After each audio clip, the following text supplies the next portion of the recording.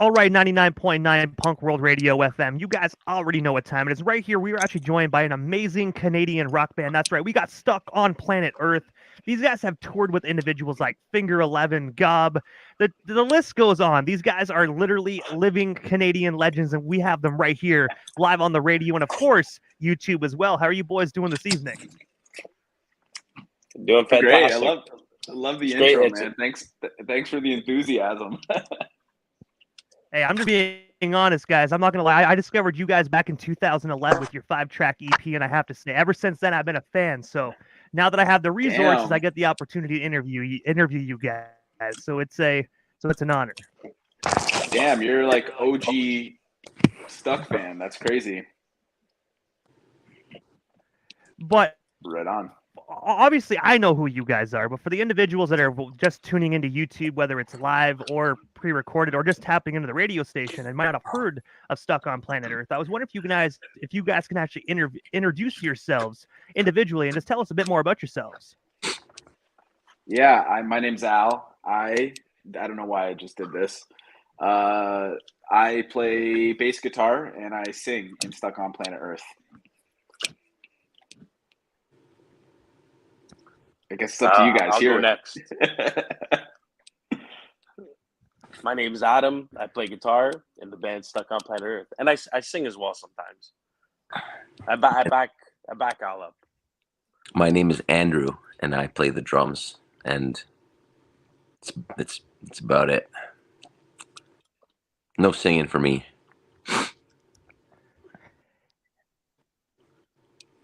Did you ever think you actually might get on the mic and actually try it one time? You never know. There are some drummers and some bands that dabbled into the singing aspect of the band as well. I'd like to. I think it's going to work on my pipes a little bit because, yeah, it's a little deep voice here. So yeah. Andrew sometimes does like chants and stuff. Yeah, I'll do some gang vocals. You know, do some couple screams for the boys. Yeah, a little bit of metal vocals in there, you know what I mean? Yes, I wouldn't mind some of that. I just don't know if you know the. But also, I have to ask though, what is the?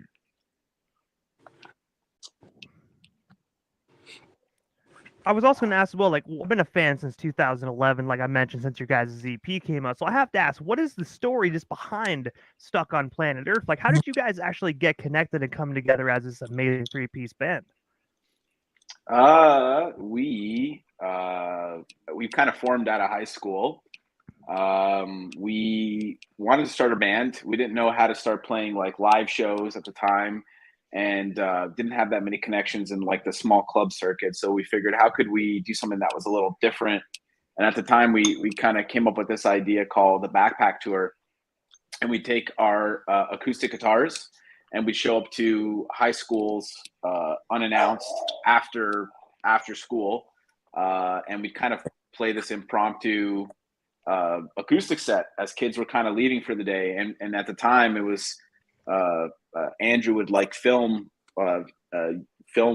us doing this, and we'd put these videos up on YouTube, and we kind of started to get in fan base by just kind of doing this and going to schools after school, and it got to a point where kids were like on Facebook telling us to come to their school, and then it turned into sort of like the We Day movement was starting to begin, and then we started getting invited to come and play actual like an actual set inside the high school. So we did a lot of that, and then when we were ready to start playing some small club shows, we were doing pretty well because kids were showing up that had seen us play at these backpack tours. So that's kind of how we started the band.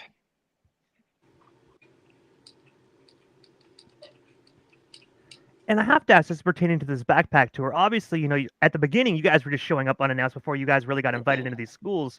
Were there ever like teachers or guidance counselors that came out and said, hey, like, you know, you don't go to school here, like, get the F out here? Were they all for it? No, it was a lot of that. It was like hit or miss. So, some teachers would like dig it and they would like it, and then some would call the principal and they would call the police, and then You guys are awful.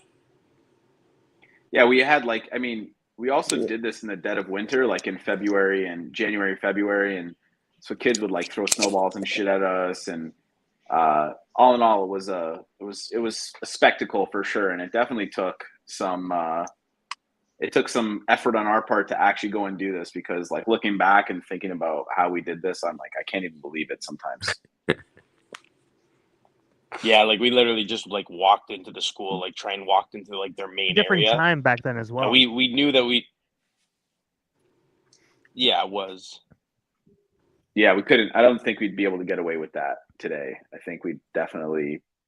I don't know. There'd be something. It would just, like, schools were so open and it was so easy to just access. I don't think it's quite like that anymore. So, just circumstance of the time.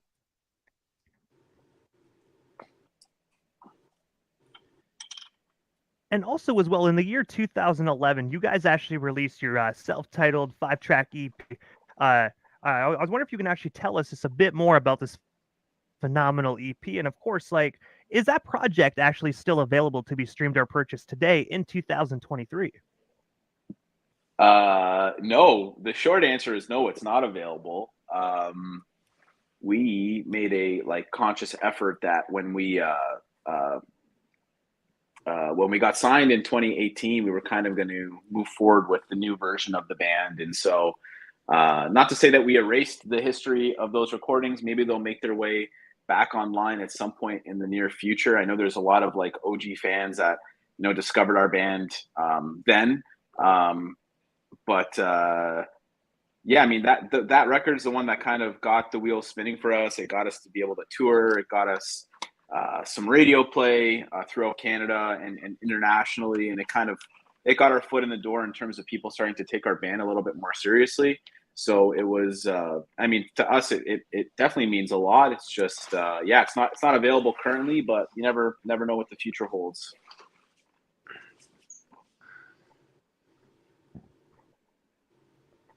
And also, as well, just after that, on November 25th of 2013, you guys actually had your song "Fast Forward" that was actually featured on national syndicated television over on the NHL channel. I was wondering if you could actually tell us a bit more about that opportunity, and of course, like, how did you guys find out your music was actually being used for the NHL? Oh man, I don't even remember how that all kind of happened. I mean, Just flipped on the yeah, game. There it was, yeah, that was, yeah, I don't know. I mean, Fast Forward started to pick up steam around Canada, and it definitely did well for us in terms of getting the band's name out there, and it stayed on #1 on CBC radio. And so I think just it was one of those songs that kind of broke down some walls for us. And I really don't remember how it ended up on the NHL stuff that year.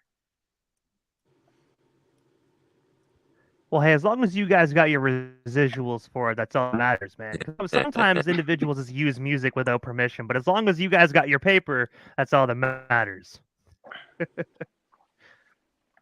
Yeah, man.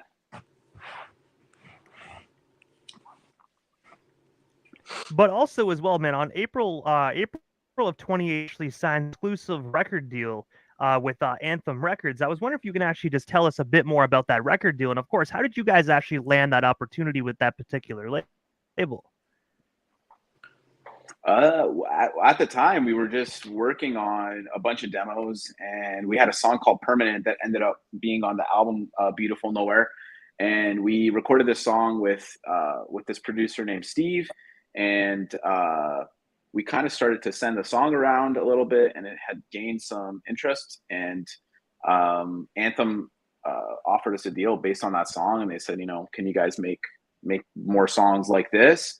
And at the time, we were already starting to write more songs in that direction. So that's kind of like I guess it was the blueprint for the album that would be Beautiful Nowhere. And that was kind of already the direction that the band was headed with the modern sort of rock sound, that alternative rock sound that we wanted to use. And so, yeah, that song just kind of did walking on its own. And yeah, man, it was a culmination of many years of being independent and just, working our asses off, sleeping on floors across North America.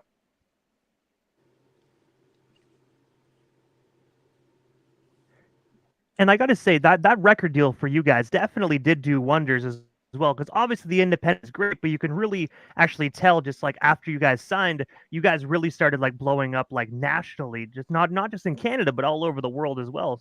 So it definitely shows that Anthem is really done for you guys. Yeah, man, I mean, can't say enough good things. We've been with them for a long time now. Unfortunately, 2 of those years was during the pandemic, so it was a tough couple years there, not just for us, for every artist and musician and band putting out music at that time. But they've been really loyal to us. They've been a great record company, great team of people there, and the fact that we've been able to be in this partnership with them is it's been awesome for us.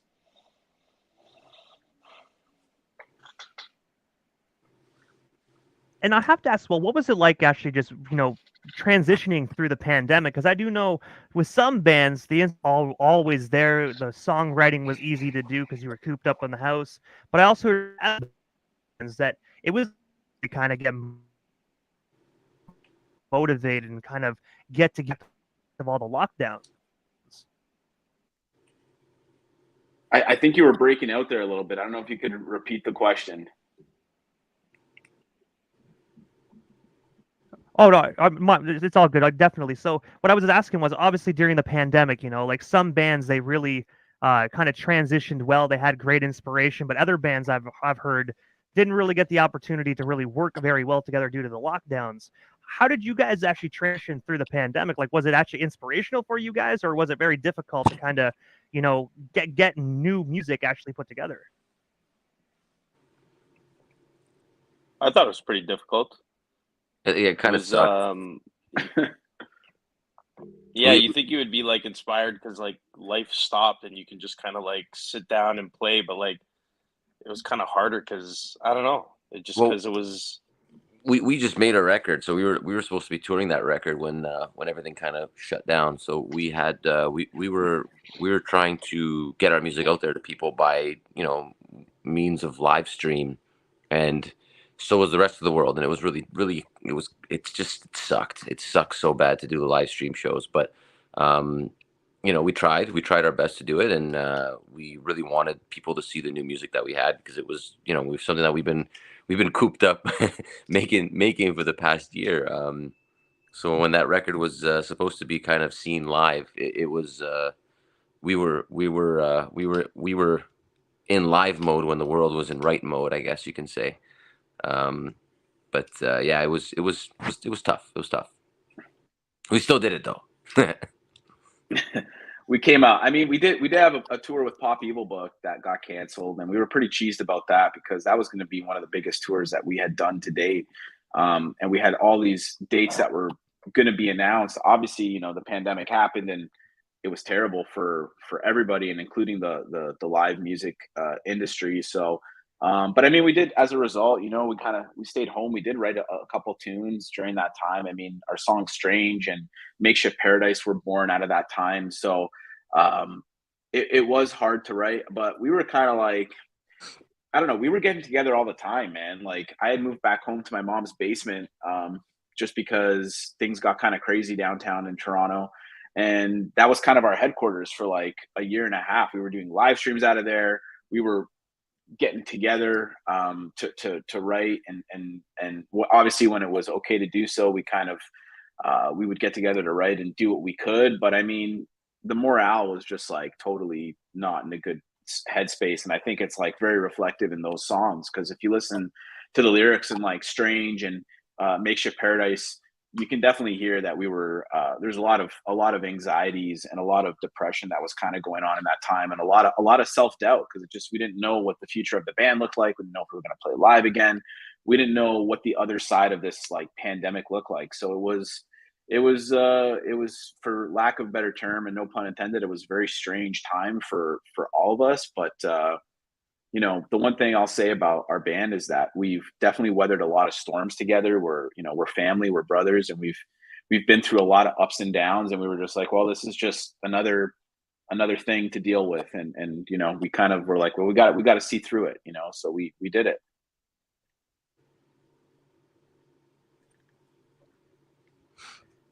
And also, while we're actually on the topic of this phenomenal album, because I do know you guys said you made it through COVID, you made this during COVID, but I gotta say, definitely was a phenomenal record. Do you guys have hard copies of that project? That way, our viewers or listeners of the station can actually purchase themselves some hard copies today.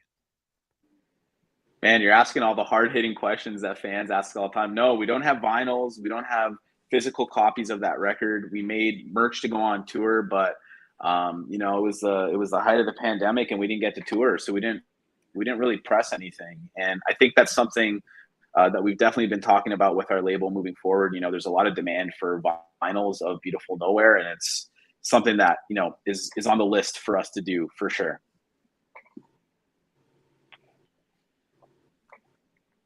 And when we spoke a few moments ago, obviously you brought up the tour.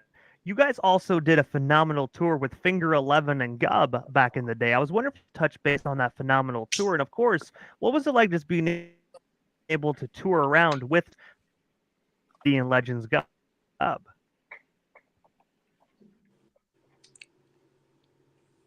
Yeah, I think we only played one show with Gob, so I don't think we did a tour with them, but we definitely played a few shows with Finger 11. Gob, I mean, I know Andrew played with Gob, and he's got a better relationship with those guys than maybe me and Adam do. So I don't know if Andrew wants to speak on that, but I mean, those guys, we grew up listening to that band, so just to be able to play with them was fucking pretty awesome. That was the best thing ever. They're a fantastic group of guys, both bands. Yeah. And yeah, I mean, it's when you're sitting side stage and you just played a show in front of fans that are waiting to see you, waiting to see those guys, and then you jump off stage and you're full of adrenaline, and then you get to watch. It's the best. There's nothing like it. And I hope that we can do it again very soon, with people that we grew up, kind of idolizing like that again soon. But those are definitely times that we'll cherish for a very long time, especially like Finger 11. We were working with the drummer Finger 11 on that record. So, even to gain, grow a relationship with them, and then having to play shows with them, it was, man, really, really something you keep with you for a long time. So it's pretty cool.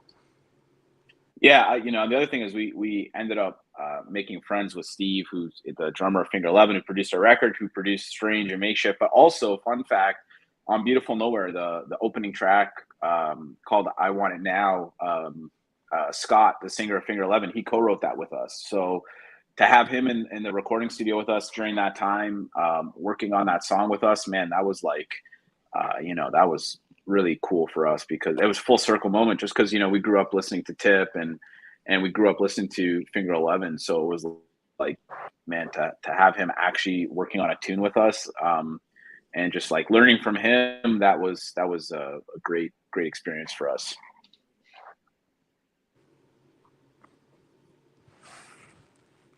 And also, as well, just moving ahead to just last year, October 28th, 2022, you guys actually released your most recent single, titled Makeshift Paradise. I was wondering if you can actually tell us a bit more about this song, and of course, where can we actually buy or stream ourselves a copy of it today?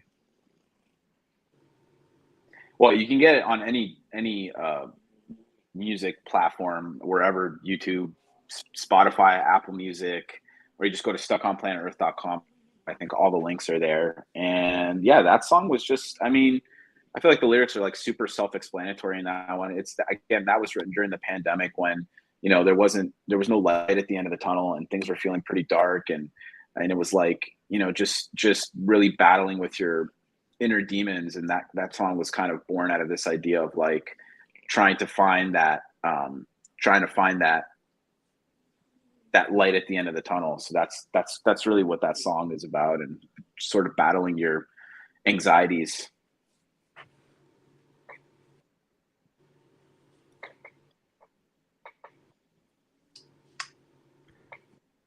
And also, I have to ask, like, what is next for Stuck on Planet Earth? Like, is there anything we had to miss during this interview? Anything else you guys still want to son or talk about or promote? We still got you here live on the radio station airwaves.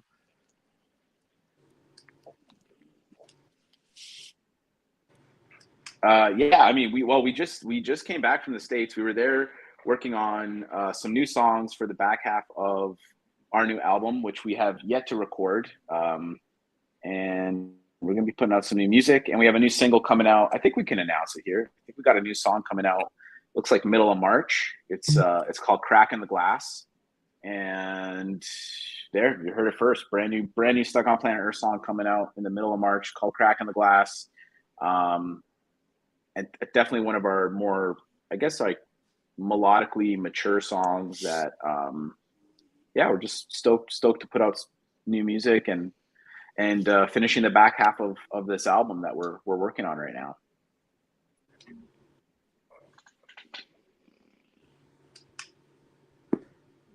And I gotta say, as a fan, I'm definitely super excited to hear that you guys actually got some new music coming. And I appreciate you guys for actually doing the exclusive here on 99.9 FM. Appreciate you, man. Yeah, man. Thanks for this. I don't know. There seemed to But be also, I have to ask, delay. There seemed to be like a delay in between. So I don't know on our end if there was a there is is a little bit of a delay, yeah. Okay. Is that normal? There's a delay on my end as well. That's why that's why I'm trying. It's not normally normal, but I think it's because we got like so many screens on at once. So I'm trying to like. That's why I'm like doing the finger count down below. I'm like, you counted 3 after you guys are done talking. So it was working for now. It was working right until the end. Normally, I always screw up the count right at the end. Fair enough, man. Well, we got Adam's dog here on camera. That's the band mascot right there. That's Julius. I can't tell if you guys can hear me. Everything's just that's a so fine-looking delayed. mascot. There you go. I don't know if you can hear me, but during that whole interview, it sounds. We can hear you. Yeah, we can hear you. All I could hear is people. It's so delayed. And this, remember what I was talking about the streaming during the pandemic? This was a lot of this kind of stuff happening. So. Yeah. Yeah, it happens to me like every now and then on StreamYard. It's like great interviews, and then the one interview will randomly just be like laggy, and it's like, oh my god, like really? Yeah. Well, we appreciate you, man. Thanks for having us on here. Appreciate you taking the time to do this. And thanks for being a fan. Thank you, brother. Fan. Hey, I appreciate you guys as well. Best questions. Yeah, man. Hey, man, you guys are most certainly welcome. I look at it like this. You know what I mean? If you put on good questions as well, you can't ask who are your top 5 punk bands. No one really cares about that, but they care about you guys as a band. So that's what I came here to do. Sick. Right on, man. Thank you. You're most certainly welcome. Before we part ways, actually, guys, if you can, just drop your social handles. That way our listeners and viewers can follow you if they're not already doing so on social media. Yeah, man. You can find us at Stuck on Planet Earth. I think that's Instagram, that's Facebook, or you just go to stuckonplanetearth.com. It'll take you to all of our links, and music's there, and videos, socials, TikTok, Instagram, all that fun stuff. OnlyFans.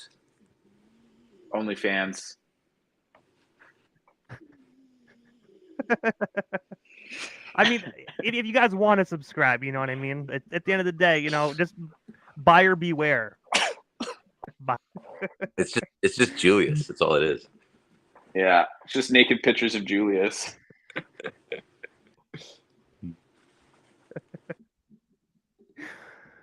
But I gotta say, guys, first and foremost, thank you so much again for your time and just giving us a Thursday evening. And also shout out to the mascot as well, Julius, for making an appearance. He doesn't look like to be on camera tonight, but definitely shout out to the mascot of Stuck on Planet Earth. And guys, thank you so much for giving us a bit of your time here this evening. I'm pretty sure down the line we definitely shall talk again soon.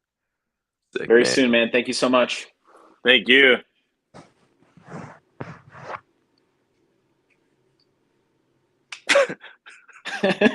You're most certain. All right. You're most certainly welcome, guys. Take care, man.